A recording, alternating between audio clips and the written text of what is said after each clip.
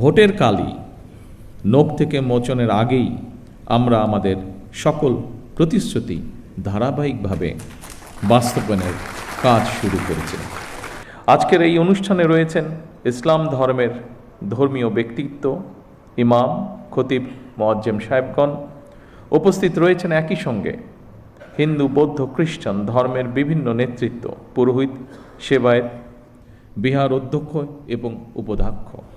Lily আল্ট্রাসফট serum jail, যা গভীর থেকে স্কিনে দেয় 3 গুণ সিরাম হাইড্রেশন। সিরাম জেল হাইড্রেশনে ব্রাইট থাকো সব সিজনে। যে উদ্দেশ্যে আজ আমরা এখানে একত্রিত হয়েছি, ইতিমধ্যেই আপনারা সেটি দেখেছেন, সেটি জেনেছেন, সেটি আপনারা শুনেছেন।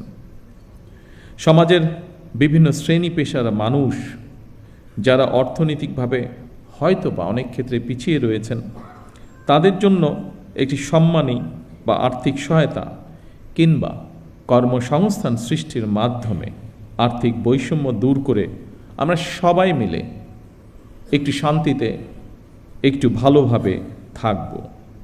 জাতীয় নির্বাচনের আগে আমরা জনগণের কাছে সেই রকমই প্রতিশ্রুতি দিয়েছিলাম।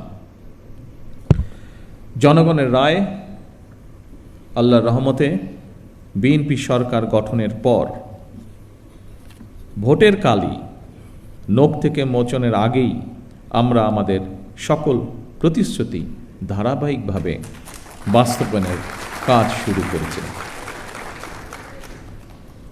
আলহামদুলিল্লাহ, এর জন্য আমি আল্লাহর দরবারে লাখো শুকরিয়া আদায় করি।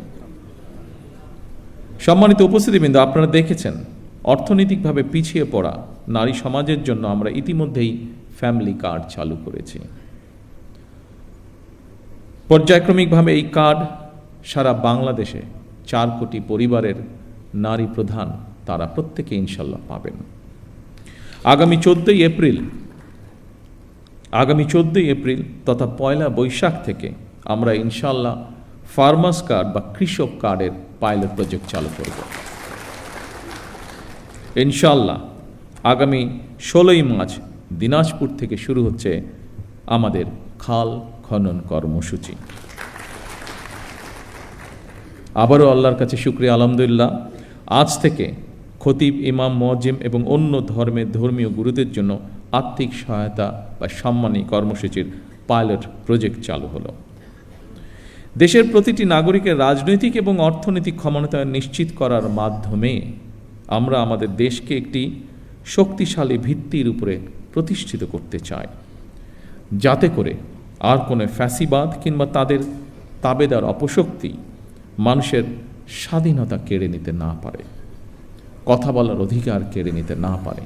আজ এই মঞ্চ থেকেও এরকম একটি কথা বলা হয়েছে যে যারা ধর্মীয় গুরু আপনারা আছেন প্রত্যেকটি ধর্মের, তারা স্বাধীনভাবে যাতে কথা বলতে পারেন সেই বিষয়ে আলোকপাত হয়েছে আজকে এখানে।